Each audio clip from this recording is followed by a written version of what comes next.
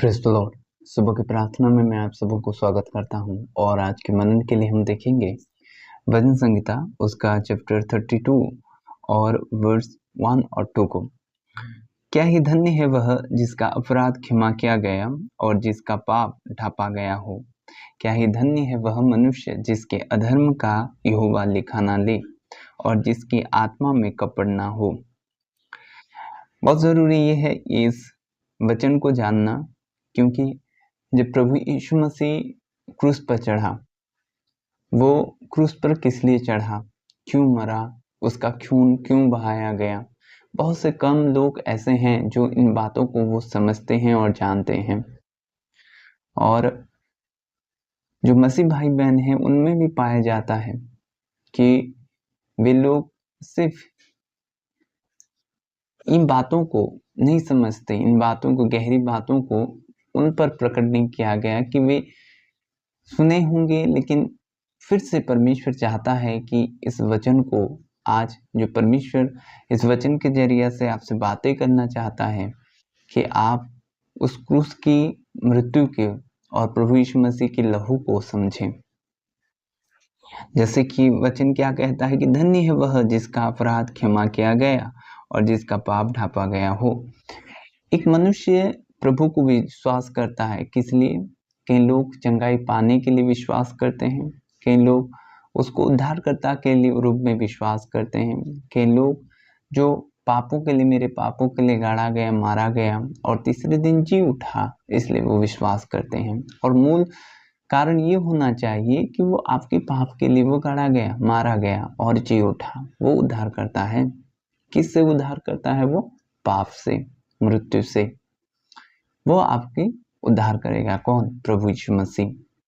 और जो भजनकार, जो पहले से ही भजन में ये लिखा है कि धन्य है वह जिसका अपराध क्षमा किया गया।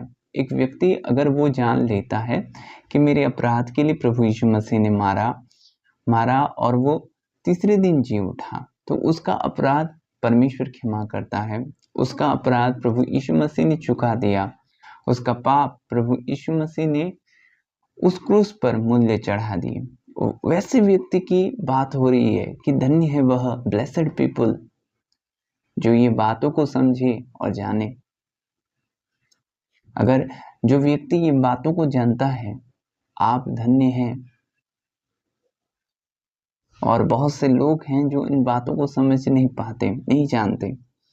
और क्या ही धन्य है वह मनुष्य जिसके अधर्म का यहोवा लिखा न ले। एक बार अगर वो जान गया, मान गया और अपराध को छोड़ गया, तो उसके अपराध को परमेश्वर और नहीं देखता।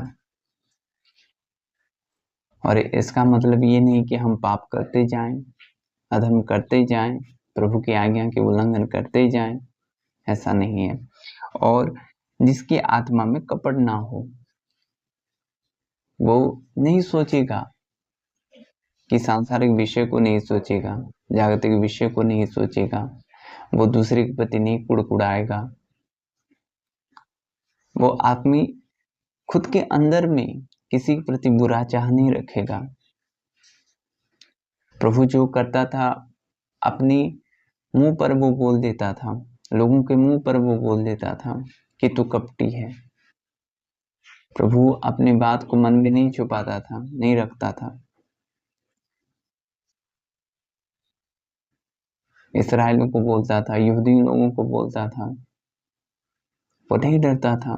बहुत से लोग ऐसे हैं कि मन में छुपा कर रखेंगे, मन में एक बात रहेगी अलग और जुबान में बात रहेगी अलग। वो दो तरह के लोग होते हैं। प्रभु ऐसे लोगों को दूर रखता है। और इस वचन को आप समझें कि आप ये जाने कि उस मृत्यु क्यों हुई प्रभु की। तो धन्य है वह मनुष्य जिसका अपराध क्षमा किया गया, जिसका अधर्म का लिखा यहोवा, क्योंकि क्या ही धन्य है वह जिसका अपराध क्षमा किया गया और जिसका पाप ढापा गया हो।